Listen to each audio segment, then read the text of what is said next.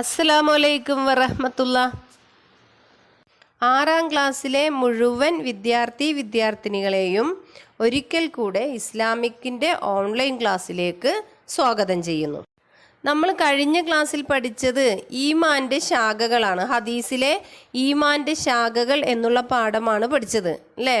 ഇപ്പോൾ ഈ ക്ലാസ്സിൽ 6ാമത്തെ പാഠമായ വിശ്വാസത്തിൻ്റെ സൗന്ദര്യം. ഹദീസ് കേൾക്കുകയും അതിൻ്റെ വിശദീകരണം നല്ലവണ്ണം മനസ്സിലാക്കുകയും ചെയ്യണം. ഖലീഫ ഉമർ റളിയല്ലാഹു അൻഹുവിൻ്റെ കാലത്ത് പാലിൽ വെള്ളം ചേർക്കാൻ പറഞ്ഞ ഉമ്മയുടെയും അതിന് തയ്യാറാകാതിരുന്ന മകളുടെയും കഥ കേട്ടിട്ടില്ലേ?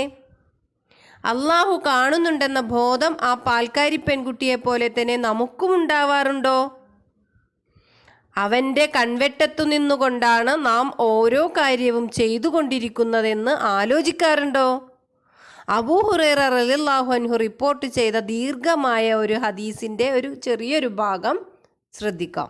അൻ അബീ ഹുറൈറ റളിയല്ലാഹു അൻഹു അന്ന റസൂലുള്ളാഹി സ്വല്ലല്ലാഹു അലൈഹി വസല്ലമ കാന യൗമൻ ബാരിസൻ ലിന്നാസി ഇത് അതാഹു റജുലുൻ യംഷി കാല യാ റസൂലുള്ളാഹ് മൽ ഇഹ്സാൻ കാല അൽ ഇഹ്സാനു അൻ തഅബുദല്ലാഹ് കഅന്നക തറാഹു ഫഇൻ ലം തകുൻ തറാഹു ഫഇന്നഹു യറാക.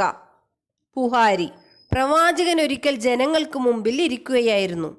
അന്നേരം ഒരാൾ അഥവാ ജിബ്രീൽ നടന്ന് അദ്ദേഹത്തിൻ്റെ അടുക്കൽ വന്നു. എന്താണ് ഇസ്ലാം, എന്താണ് ഈമാൻ എന്നൊക്കെ പ്രവാചകനോട് ചോദിച്ച ശേഷം അയാൾ അഥവാ ജിബ്രീൽ ചോദിച്ചു, എന്താണ് ഇഹ്സാൻ? നബി സല്ലല്ലാഹു അലൈഹി വസല്ലം അപ്പോൾ അതിന് ഉത്തരം പറഞ്ഞത്, താങ്കൾ അള്ളാഹുവെ നേർക്കുനേരെ കാണുന്നത് പോലെ അവന് വഴിപ്പെടുക. താങ്കൾ അവനെ കാണുന്നില്ലെങ്കിലും അവൻ താങ്കളെ കാണുന്നുണ്ടല്ലോ. ഈമാൻ എന്നത് ആദർശമാണ്. ഇസ്ലാം അതിൻ്റെ പ്രവർത്തന രൂപമാണ്. ഇഹ്സാനോ ആ പ്രവർത്തനങ്ങളെ ഭംഗിയായി ചെയ്യലാണ്. ഒരു കാര്യം നാം ഏറ്റവും നന്നായി ചെയ്യുക എപ്പോഴാണ്? നമ്മെ ആ പണി ഏൽപ്പിച്ചയാൾ ആ പണിയും നോക്കി തൊട്ടടുത്ത് തന്നെ ഉണ്ടാവുമ്പോഴല്ലേ. അള്ളാഹു കാണുന്നു എന്നും അവൻ്റെ മുന്നിൽ ഉത്തരം പറയേണ്ടി വരുമെന്നുമുള്ള ബോധമുണ്ടാകുമ്പോഴാണ് പ്രവർത്തനങ്ങളിൽ കൂടുതൽ ശ്രദ്ധയും ഗൗരവവും തോന്നുക. ഇങ്ങനെ സദാ അള്ളാഹു നിരീക്ഷിക്കുന്നുണ്ടെന്ന ബോധത്തോടെ നല്ല കാര്യങ്ങളിൽ ഏർപ്പെടുകയും ചീത്ത കാര്യങ്ങളിൽ നിന്ന് പിന്തിരിയുകയും ചെയ്യണം. അള്ളാഹുവിൻ്റെ ദീൻ കെട്ടുറപ്പുള്ള ഒരു കെട്ടിടം പോലെയാണ്. ആ കെട്ടിടത്തിൻ്റെ അടിത്തറ ഈമാനാണെങ്കിൽ അതിൻ്റെ മേൽ പണിതുയർത്തിയ തൂണുകളും ചുമരുകളും മേൽക്കൂരയുമാണ് ഇസ്ലാം. ഇസ്ലാം എന്ന കെട്ടിടത്തെ പടുത്തുയർത്താനും ഉറപ്പോടും ഭംഗിയോടും നിലനിർത്താനുമുള്ള ശക്തമായ 2 ചേരുവകളാണ് തഖ്വയും ഇഹ്സാനും. അള്ളാഹുവോടുള്ള ഭക്തി ബഹുമാനമാണ് തഖ്വയിൽ മുന്നിട്ട് നിൽക്കുന്നത്. എന്നാൽ അള്ളാഹുവോടുള്ള അങ്ങേയറ്റത്തെ സ്നേഹമാണ് ഇഹ്സാനിനുള്ളത്. ഖുർആനിൽ അവ രണ്ടും ചേർത്തും അല്ലാതെയും പറഞ്ഞത് കാണാം. മക്കളെ, ഇനി തൊഴിലുടമസ്ഥൻ നോക്കാനില്ലെങ്കിലും ഉത്തരവാദിത്വ ബോധമുള്ള ജോലിക്കാരൻ കള്ളപ്പണി ചെയ്യാതെ തൻ്റെ ജോലി ഭംഗിയായി ചെയ്യുമല്ലോ. എങ്കിലും ഉടമസ്ഥൻ സ്ഥലത്തുണ്ടെങ്കിൽ ജോലിയിലുള്ള ശ്രദ്ധയും വൃത്തിയും സൂക്ഷ്മതയും കൂടുതലായിരിക്കും.